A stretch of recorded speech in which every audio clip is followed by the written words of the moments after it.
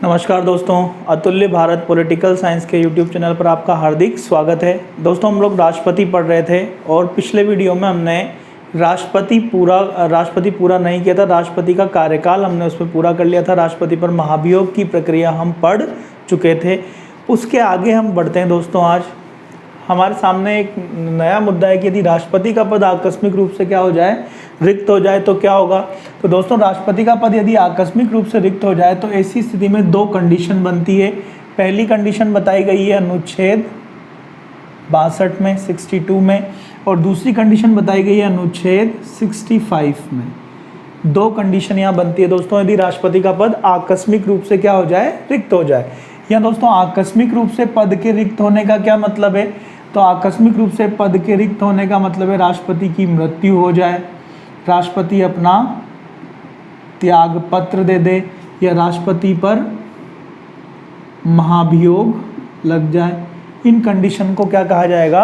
राष्ट्रपति के पद का आकस्मिक रूप से रिक्त होना कहा जाएगा। ठीक है दोस्तों, यदि राष्ट्रपति का पद आकस्मिक रूप से रिक्त हो जाए तो अनुच्छेद 62 कहता है कि नए राष्ट्रपति का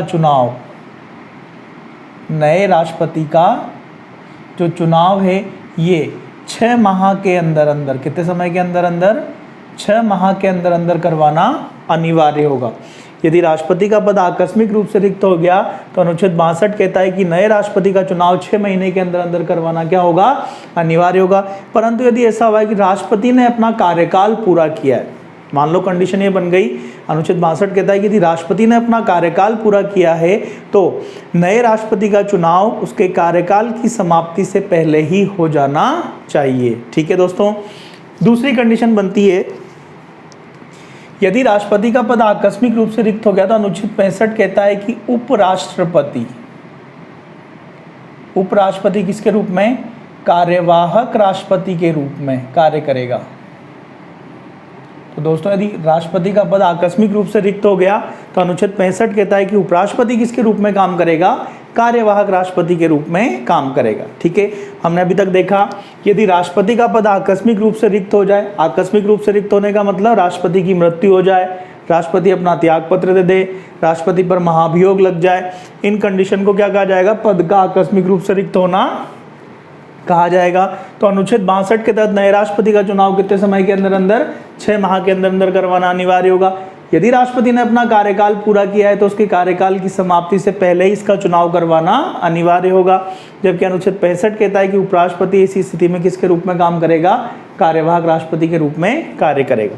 पर दोस्तों, यदि ऐसा हो जाए कि राष्ट्रपति और उपराष्ट्रपति दोनों अपने पद पर नहीं हो, राष्ट्रपति भी अपने पद पर नहीं है और उपराष्ट्रपति भी अपने पद पर नहीं है, ऐसी कंडीशन में क्या होगा? ठीक है दोस्तों, इसके ऊपर अपन बात करते हैं कि यदि राष्ट्रपति और उपराष्ट्रपति दोनों अपने पद पर नहीं है तो संविधान में यहाँ कोई व्यवस्था की हुई नहीं है, ना ही कोई व्यवस्था अभी की गई थी। संविधान के स्तर पर कोई प्रयास नहीं किया गया। पर चूंकि संविधान का अनुच्छेद 70 ये कहता है कि राष्ट्रपति के पद के संबंध में नियम बनाने का अधिकार संसद के पास है। राष्ट्रपति के पद के संबंध में जितने भी नियम बनेंगे वो कौन बनाएगा? संसद बनाएगा। किस अनुच्छेद में बताया गया? अनुच्छेद 70 में ये बात बताई गई। इसी अनुच्छेद 70 के आधार पर 1969 में जो है संसद ने राष्ट्रपति के पद के संबंध में नियम बनाया, क्योंकि ऐसी परिस्थितियां उत्पन्न हो गई थी। क्या हुआ था दोस्तों? समय 1969 की बात है। और दोस्तों, ये 1969 में भी कब की बात है? तो ये बात है दोस्तों 3 मई 1969 को हमारे राष्ट्रपति थे डॉक्टर जाकिर हुसैन, उनकी क्या हो जाती है? मृत्यु हो जाती है। ठीक है, तो उपराष्ट्रपति थे वीवी गिरी। उपराष्ट्रपति वीवी गिरी 3 मई 1969 को ही क्या बन जाते हैं? कार्यवाहक राष्ट्रपति बन जाते हैं। ये लगभग 78 डेज तक क्या रहते हैं? कार्यवाहक राष्ट्रपति रहते हैं दोस्तों। और ये वीवी गिरी जो होते हैं ये 20 जुलाई 1969 को क्या कर देते हैं? अपना त्याग पत्र दे देते हैं। अब ऐसी कंडीशन में एक संवैधानिक संकट उत्पन्न हो गया कि कार्यवाहक राष्ट्रपति के रूप में काम कौन करेगा? उपराष्ट्रपति पद पर है ही नहीं। तो ऐसी कंडीशन में दोस्तों सर्वोच्च न्यायालय के जो मुख्य न्यायाधीश होते हैं मोहम्मद हिदायतुल्लाह, उनको कार्यवाहक राष्ट्रपति बनाया गया। ये नियम संसद ने अनुच्छेद 70 के आधार पर 1969 में बनाया था। ठीक है, तो इस समय ये बात और जोड़ दी गई थी इस नियम में कि यदि राष्ट्रपति और उपराष्ट्रपति अपने पद पर नहीं है और सर्वोच्च न्यायालय का मुख्य न्यायाधीश भी अपने पद पर नहीं, तो जो सबसे वरिष्ठतम न्यायाधीश होगा वो कार्यवाहक राष्ट्रपति के रूप में कार्य करेगा। ऐसी कंडीशन कितनी बार बनी? एक बार बनी। कब बनी? 1969 में राष्ट्रपति वीवी गिरी की क्या हो गई? मृत्यु हो गई। इनके बाद सर्वोच्च न्यायालय के इनके बाद उपराष्ट्रपति थे, राष्ट्रपति जाकिर हुसैन की मृत्यु हो गई। इसके बाद उपराष्ट्रपति थे वीवी गिरी, उन्हें कार्यवाहक राष्ट्रपति बना दिया गया, पर उपराष्ट्रपति वीवी गिरी ने अपना त्यागपत्र दे दिया। तो ऐसी कंडीशन में सर्वोच्च न्यायालय के तत्कालीन मुख्य न्यायाधीश थे मोहम्मद हिदायतुल्लाह, उन्हें कार्यवाहक राष्ट्रपति बनाया गया था। ठीक है, इसको मैं थोड़ा सा नोट डलवा देता हूँ आपको। आप इसको इस तरह से देखेंगे कि यदि राष्ट्रपति और उपराष्ट्रपति दोनों अपने पद पर नहीं हैं, दोनों अपने पद पर नहीं हैं, तो ऐसी स्थिति में क्या होगा? ऐसी स्थिति में सर्वोच्च न्यायालय का मुख्य न्यायाधीश, सर्वोच्च न्यायालय का मुख्य न्यायाधीश या उसकी अनुपस्थिति में, सर्वोच्च न्यायालय के मुख्य न्यायाधीश की अनुपस्थिति में सर्वोच्च न्यायालय का ही कोई वरिष्ठतम न्यायाधीश, सर्वोच्च न्यायालय का ही कोई वरिष्ठतम न्यायाधीश जो होगा वो कार्यवाहक राष्ट्रपति के रूप में कार्य करेगा। ठीक है दोस्तों, यदि राष्ट्रपति और उपराष्ट्रपति दोनों अपने पद पर नहीं है तो सर्वोच्च न्यायालय का मुख्य न्यायाधीश, और अगर मुख्य न्यायाधीश अनुपस्थित है तो उसकी अनुपस्थिति में सर्वोच्च न्यायालय का ही कोई वरिष्ठतम न्यायाधीश किसके रूप में काम करेगा? कार्यवाहक राष्ट्रपति के रूप में काम करेगा। ऐसी परिस्थिति भारत में अभी तक कितनी बार बनी है? तो ये जो कंडीशन है ये अभी तक एक बार बनी है। कितनी बार बनी है दोस्तों? एक बार। कब बनी उसके ऊपर अभी हम चर्चा करेंगे। एक बार फिर से बता दे रहा हूँ, राष्ट्रपति के पद का आकस्मिक रूप से रिक्त होना। आकस्मिक रूप से रिक्त होने का मतलब राष्ट्रपति की मृत्यु हो जाए, राष्ट्रपति अपना त्यागपत्र दे दे, राष्ट्रपति पर महाभियोग लग जाए। तो ऐसी कंडीशन में अनुच्छेद 62 कहता है कि नए राष्ट्रपति का चुनाव 6 महीने के अंदर अंदर करवाना अनिवार्य होगा। अनुच्छेद 65 कहता है कि उपराष्ट्रपति कार्यवाहक राष्ट्रपति के रूप में कार्य करेगा। यदि राष्ट्रपति और उपराष्ट्रपति दोनों पद पर नहीं है तो क्या होगा? तो संविधान में तो कुछ लिखा हुआ नहीं है, संसद ने नियम बनाया कि सर्वोच्च न्यायालय का मुख्य न्यायाधीश या उसकी अनुपस्थिति में सर्वोच्च न्यायालय का ही कोई वरिष्ठतम न्यायाधीश कार्यवाहक राष्ट्रपति के रूप में कार्य करेगा। ऐसी कंडीशन कितनी बार बनी है? एक बार बनी है। उस कंडीशन की अपन बात करते हैं।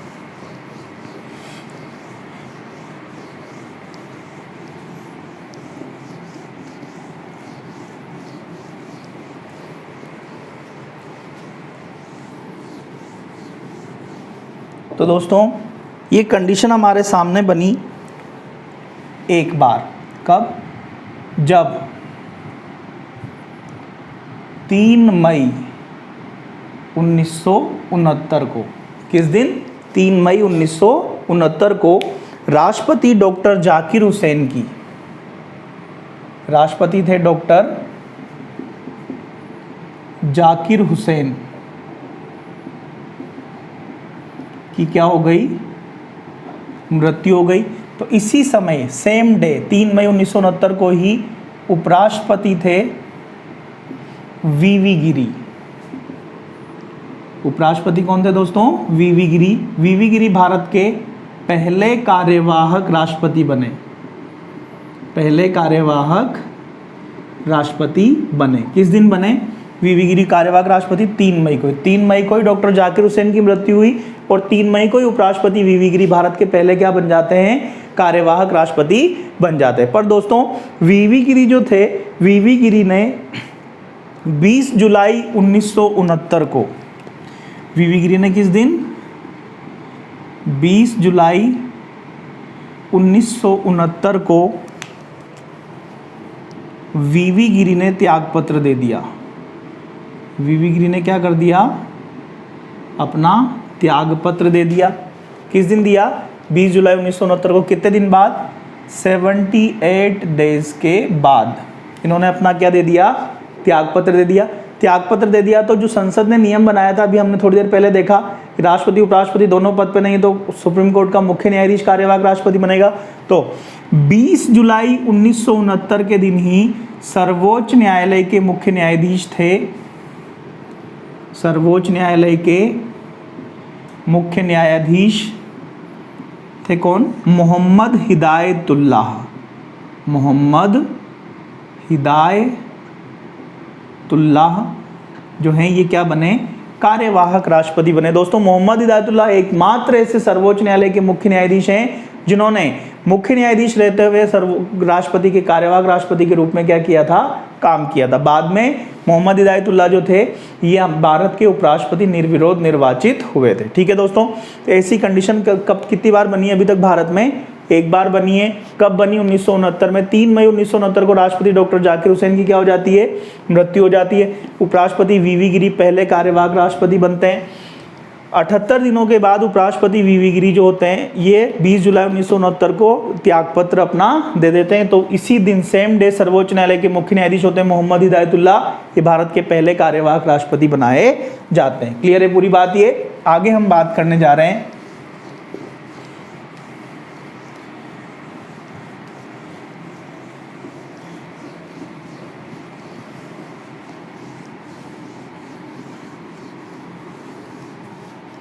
राष्ट्रपति का पुनर्निर्वाचन।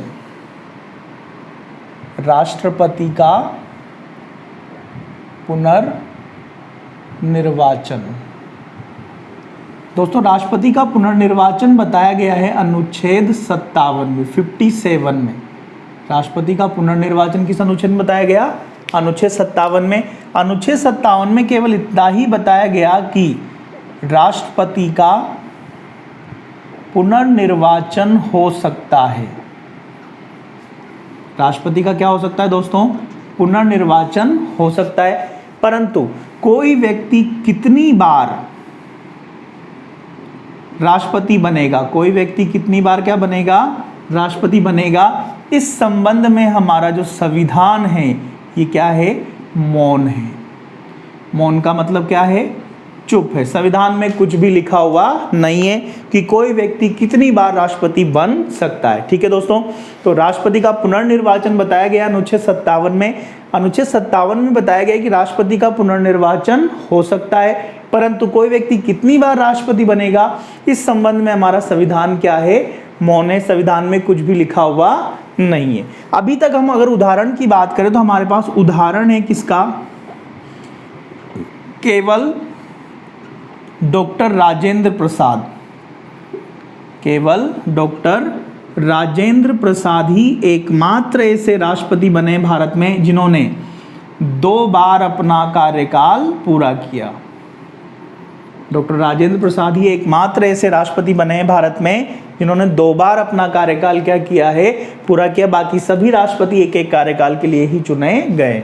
तो दोस्तों हमने देखा राष्ट्रपति का पुनर्निर्वाचन बताया गया अनुच्छेद 57 में। अनुच्छेद 57 में कहा गया कि राष्ट्रपति का पुनर्निर्वाचन हो सकता है, परंतु कोई व्यक्ति कितनी बार राष्ट्रपति बनेगा इस संबंध में हमारा संविधान मौन है। संविधान में कुछ भी लिखा हुआ नहीं है। हमारे पास एक ऐसा एकमात्र उदाहरण है डॉक्टर राजेंद्र प्रसाद का जिन्होंने 2 बार अपना कार्यकाल क्या किया है? पूरा किया है। ठीक है दोस्तों, अगली बात हम करने जा रहे हैं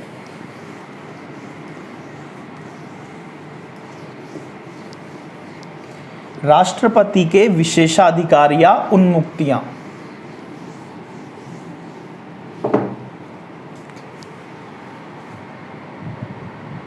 राष्ट्रपति के विशेषाधिकार, विशेषाधिकार कहो इनको या उन्मुक्तियां कहो एक ही बात है।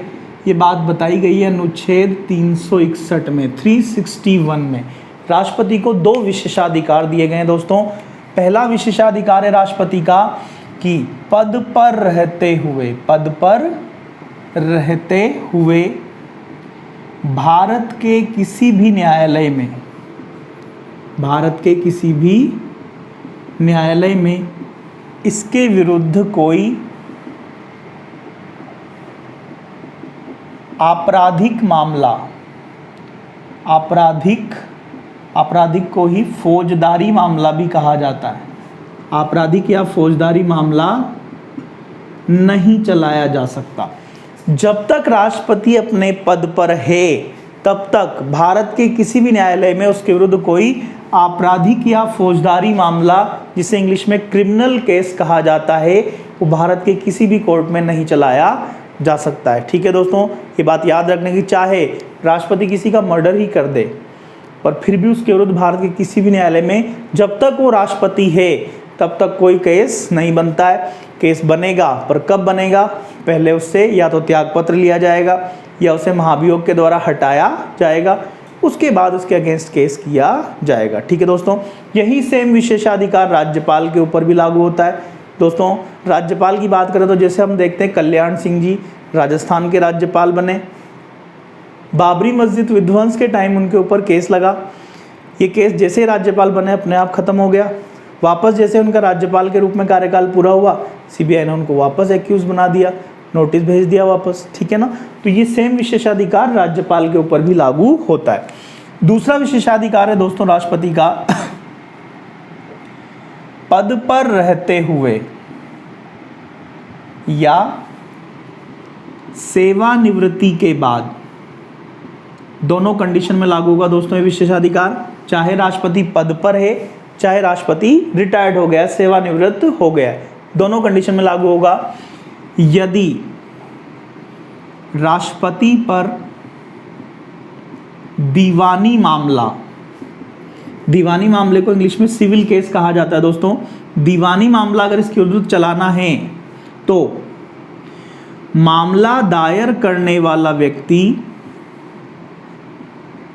मामला दायर करने वाला व्यक्ति 2 माह पूर्व अपना पूरा नाम, पूरा पता और यदि फ़ोन नंबर है तो फ़ोन नंबर लिखकर इसे सूचित करेगा, तभी इसके विरुद्ध दीवानी मामला चलाया जा सकता है। याद रखना दोस्तों, सिविल केस राष्ट्रपति के ऊपर तभी चल सकता है चाहे वो पद पर है, चाहे रिटायर्ड हो गया, सेवानिवृत्त हो गया है, दोनों कंडीशन में विशेषाधिकार लागू होगा। तभी चलाया जा सकता है जब उसे 2 महीने पहले सूचित कर दिया गया है कि भाई हम आपके विरुद्ध 2 महीने बाद कोई सिविल केस रजिस्टर करने जा रहे हैं। ठीक है दोस्तों, एक बात और याद रखना दोस्तों, ये दोनों विशेषाधिकार राज्यपाल के ऊपर भी लागू होते हैं, सेम अनुच्छेद 361 के अंतर्गत। ठीक है, तो वापस बता रहा हूँ, राष्ट्रपति के विशेषाधिकार किस अनुच्छेद में, 361 में, सेम अनुच्छेद में राज्यपाल के भी विशेषाधिकार अनुच्छेद 361 में ही, दोनों के विशेषाधिकार सेम है। पहला है इनका, पद पर रहते हुए भारत के किसी भी न्यायालय में राष्ट्रपति के विरुद्ध कोई आपराधिक या फौजदारी मामला नहीं चलाया जा सकता। दूसरा है, पद पर रहते हुए सेवानिवृत्ति के बाद यदि राष्ट्रपति के विरुद्ध कोई दीवानी मामला चलाना है तो जो व्यक्ति मामला दायर कर रहा है वो 2 महीने पहले अपना पूरा नाम, पूरा पता और फ़ोन नंबर लिखकर इसे क्या करेगा, सूचित करेगा। दोस्तों यहाँ पे हमारे सामने 2 चीज़ें आई है, एक आया है आपराधिक मामला, दूसरा आया है दीवानी मामला। किसे कहा जाता है, आपराधिक या फौजदारी मामले को इंग्लिश में क्रिमिनल केस कहा जाता है। कौन से होते हैं क्रिमिनल केस, ऐसे मामले जिसमें हत्या, चोरी चकारी, लूटपाट, डकैती, इस तरह के जो केस होते हैं उन्हें क्या कहा जाता है, आपराधिक या फौजदारी मामला कहा जाता है। जबकि दीवानी मामले क्या होते हैं दोस्तों, सिविल केस क्या होते हैं, तो दीवानी मामले हम उन्हें कहेंगे, सिविल केस उन्हें कहेंगे जिसमें परिवार का कोई विवाद है, संपत्ति का कोई विवाद है, उत्तराधिकार का कोई विवाद है, ऐसे केस क्या कहलाएंगे दोस्तों, सिविल केस कहलाएंगे। ठीक है, अगली बात,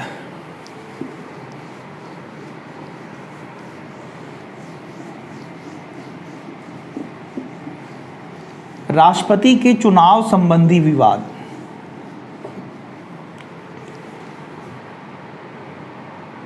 राष्ट्रपति के चुनाव संबंधी विवाद। दोस्तों राष्ट्रपति के चुनाव संबंधी विवाद अनुच्छेद 71 में बताए हुए हैं। कौन से अनुच्छेद में बताए हुए हैं, 71 में। अनुच्छेद 71 में राष्ट्रपति के चुनाव संबंधी विवाद में क्या कहा गया, तो इसमें कहा गया कि यदि राष्ट्रपति के चुनाव संबंधी विवाद, राष्ट्रपति के चुनाव संबंधी विवाद का समाधान सर्वोच्च न्यायालय करेगा,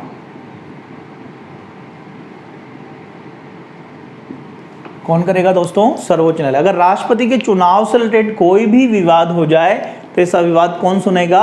सुप्रीम कोर्ट सुनेगा। सुप्रीम कोर्ट का प्रारंभिक क्षेत्राधिकार माना जाता है। ठीक है दोस्तों, पर यहीं इस अनुच्छेद में ये बात भी कही गई है कि यदि राष्ट्रपति का चुनाव सुप्रीम कोर्ट रद्द कर देता है तो जिस व्यक्ति जो राष्ट्रपति था और मान लो 2 महीने राष्ट्रपति रह गया, उसके बाद उसका चुनाव रद्द कर दिया, मतलब वो राष्ट्रपति नहीं है, तो 2 महीने के अंतर्गत जो भी काम उस व्यक्ति ने राष्ट्रपति के पद के रूप में किए हैं वो कार्य अवैध नहीं होंगे, उन्हें लीगल दर्जा प्राप्त होगा, वैधानिक दर्जा प्राप्त होगा। मतलब अगर राष्ट्रपति का चुनाव रद्द कर भी दिया गया तो भी राष्ट्रपति के पद के रूप में उस व्यक्ति ने जो काम किए हैं वो काम रद्द नहीं होंगे, अवैध घोषित नहीं होंगे। ठीक है दोस्तों, अगली बात हम करने जा रहे हैं, भारत के कुछ राष्ट्रपतियों की हम बात करते हैं।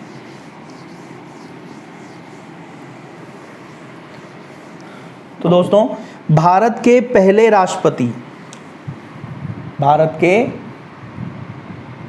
राष्ट्रपति कौन बने थे दोस्तों? डॉक्टर राजेंद्र प्रसाद। और वर्तमान 14वें राष्ट्रपति कौन है हमारे देश के? दोस्तों हमारे 14वें राष्ट्रपति हैं रामनाथ कोविंद। तो दोस्तों याद रखना, रामनाथ कोविंद कौन से नंबर के राष्ट्रपति हैं? भारत के 14वें नंबर के राष्ट्रपति हैं। ठीक है, अगली बात, राष्ट्रपति के रूप में सबसे लंबा कार्यकाल किसका रहा है दोस्तों? सबसे लंबा कार्यकाल रहा है डॉक्टर राजेंद्र प्रसाद का।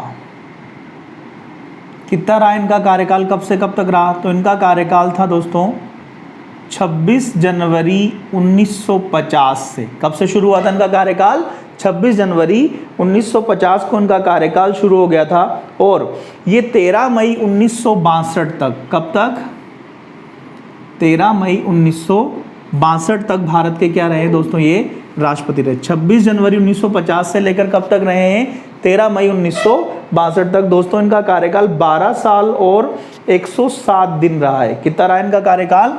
इनका कार्यकाल कुल रहा है 12 वर्ष और 107 दिन। ठीक है, अगली बात, राष्ट्रपति के रूप में सबसे छोटा कार्यकाल, राष्ट्रपति के रूप में सबसे छोटा कार्यकाल किसका रहा दोस्तों? सबसे छोटा कार्यकाल रहा है डॉक्टर जाकिर हुसैन का। किसका रहा है दोस्तों सबसे छोटा कार्यकाल? डॉक्टर जाकिर हुसैन का। डॉक्टर जाकिर हुसैन का कार्यकाल कब से कब तक रहा है दोस्तों और कितने दिन रहा है? तो डॉक्टर जाकिर हुसैन का कार्यकाल शुरू हुआ था दोस्तों 13 मई 1967 को और 3 मई 1969 तक रहा। 13 मई से लेकर 13 मई 1967 से लेकर 3 मई 1969 तक इनका कार्यकाल रहा। इनका कार्यकाल दोस्तों कितना रहा? इनका कार्यकाल रहा 1 वर्ष और 355 दिन।